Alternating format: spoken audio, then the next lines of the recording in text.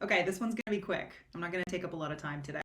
I'm getting a lot of the same kind of pushback questions from a lot of people right now, and I just wanted to address it.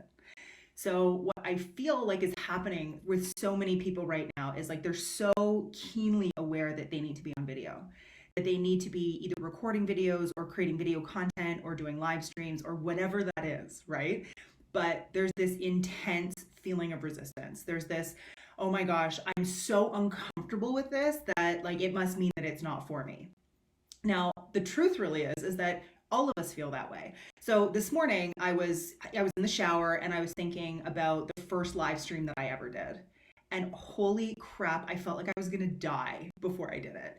Video for me has actually always been really uncomfortable. Well, for a long time it was really uncomfortable. Some of you who've worked with me, you know that like when I started creating videos for the first time, I used to go on the roof of my building so that nobody could see me, including my husband, and no one was around me, and I could create videos on my own because I was so uncomfortable with just the whole concept of video.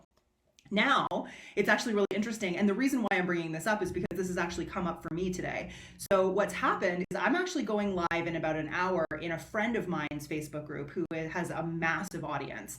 And I actually forgot about it. I didn't even think about it. It was just something that I saw on my calendar and I was like, oh, I've got a live stream with Andrew later today.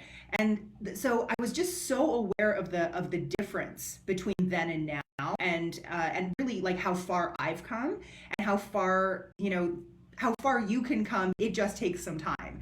So whenever we're talking about a growth edge, we're talking about like a boundary or something that feels like you feel discomfort around. The truth really is the only way to push past that is to push past it. And sometimes it's just a little tiny bit at a time, right? So I started out back ages ago just doing Instagram stories. And I used to every single day in the morning before I worked out, I would do a quick little face to camera Instagram story and just talk to the camera and just get used to it. And that turned into something else. It turned into me being able to record videos. And then from there, it turned into me being able to record trainings. And then it turned into me being able to actually go live. And the live streams for a lot of people are the most uncomfortable, but they don't have to be. At the end of the day, like the people who are in your audience are people who want to hear from you anyway. You're going live not in front of strangers like I'm doing later today. You're going live in front of your people. You're going live in front of the people who, hopefully are going to be the least judgmental of you. So really, when you think about it that way, this is your community that you're building. And the more that you show up and the more you just love on them, it's not really about you. So the other thing that I want to point out is that a lot of the time we get so caught up in our own insecurities and our own fears when it comes to creating video that we forget that like this isn't about us. Has nothing to do with us.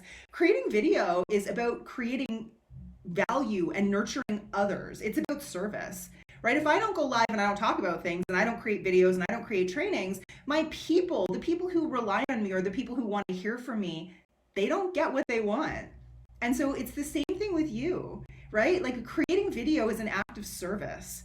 It's not about being afraid of someone judging you. It's about showing up and doing what you can for other people. So, and on top of it, of course, it's also, of course, going to benefit your business. So when the next time you're thinking, oh my gosh, I have to create a video, or the next time you, I don't know, open up your camera on your phone and you just stare at it and you don't actually hit record or you don't actually hit go live, just think about that. Think about the fact that like this does get easier. Confidence comes with competence. And if you're not feeling confident, a lot of the time it's just because you're not comfortable on video yet. And that will come, right? And it's just kind of like any other skill. You're not going to be the best basketball player in the world the first day you pick up a basketball. And that's okay. But training these skills and building these skills and creating that muscle is going to be really great for you. It also is going to help you become more eloquent on camera because you're actually using that muscle in your brain. You're actually being able to keep, and at the end of the day, like watch me right now. I'm not perfect. There are times that like my brain moves faster than my mouth. But at the end of the day, the message gets across. And you guys know what I'm talking about. And it's not about perfection. It's about just showing up. And it's about done is better than perfect. whenever we're dealing with perfectionism or procrastination, I actually saw something that a girlfriend of mine posted this morning on Instagram, and she said that procrastination is actually a form of self-abuse. Because what's happening is we're actually not able to get the things done that we want. We're not able to move forward the way that we want, and we're holding ourselves back. I've always said that procrastination is just that procrastination is all it really is it's always holding us back. Perfectionism is just procrastination. So whenever you're thinking about it in terms of that, like, just show up, just try something, hit record. If you don't like it, it doesn't have to go anywhere. But at least get yourself comfortable showing up on camera and get comfortable with the fact that, like, you are talking to yourself on a screen. And then over time, it'll become so much more normal. And the more that you normalize it, the easier it becomes, and the less fear you'll have around it, the less resistance, and the less it will hold you back.